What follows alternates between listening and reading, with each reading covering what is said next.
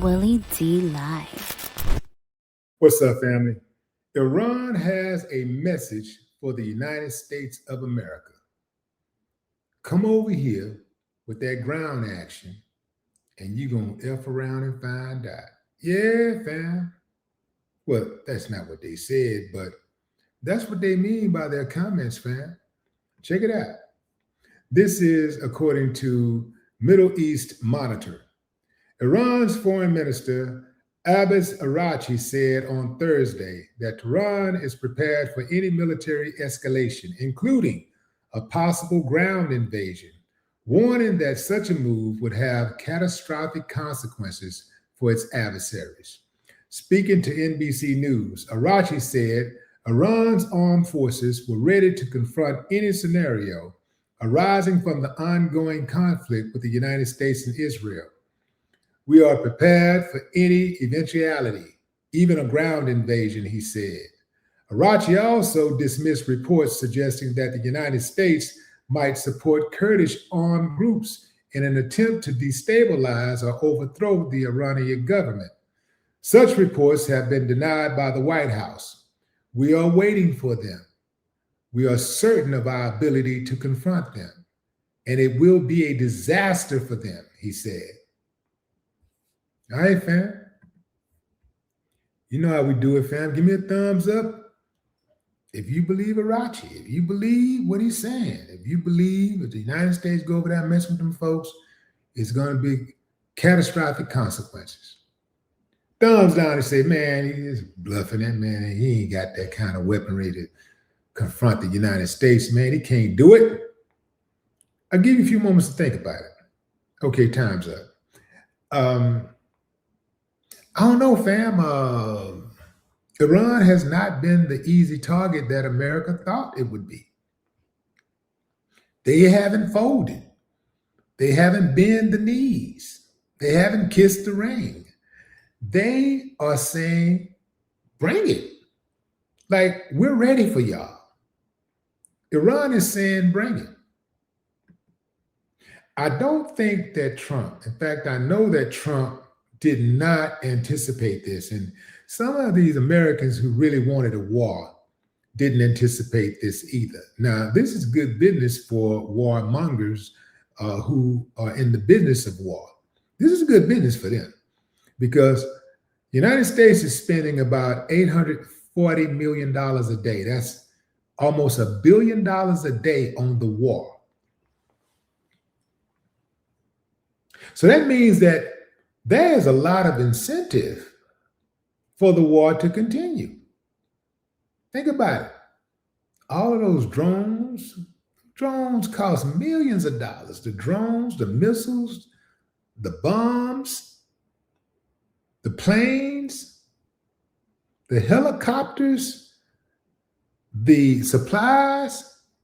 And think about the more they destroy, the more they'll have to rebuild, right? Because, you know, America always helps countries rebuild after they bomb them. They rebuild in the name of liberation and helping the people. It's almost like how it is when you see cops who have an opportunity to de-escalate a situation, but instead of de-escalating, they kill the person who is typically unarmed. They kill the person, and then they start doing CPR. After they don't just shoot him one time. I can see if, okay, you shot him, didn't mean to kill him, you just shot him. But they shoot him 50 sometimes and then go rush to try to act like they're doing chest compressions. And get out of here with that, man. If you didn't shoot him so many damn times, you would not have had to try to perform CPR, which lets me know it's all game anyway, fam. You don't shoot somebody and then try to save their life. You know what I mean? Why shoot them in the first place? And if you really cared about the person's life, if you cared about preserving life, you would not have shot him in their torso or in the head, in the neck. You try to aim low, try to shoot him in the leg or something, right? Shoot him in the foot, shoot him in the toe, something. Anywhere but the upper extremities. But you know how they do. They shoot to kill. That's why they be just the idea for them is to kill.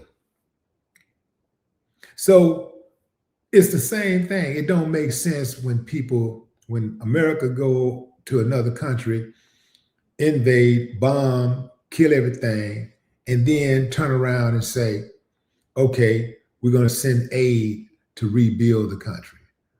See, they're going to send aid over there. The whole thing is to figure out how we can get back over there. We're going to set it up, and we're going to set it up to where this company or that company, that U.S. company, can get paid to rebuild.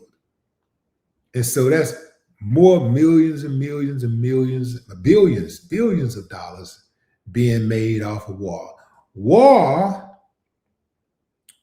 is extremely catastrophic. War is hell, right? We know that, right? But war is also extremely profitable. War is profitable. And if you really think about it, America typically don't do anything that's not profitable. I mean, every move is about money. Even the way America deals with its citizens, it always comes down to money. Oh, we didn't do this because we don't have the money. We don't have teachers because we just don't have the money. We don't have enough this because we don't have the money. We can't repair the roads because we just don't have enough money.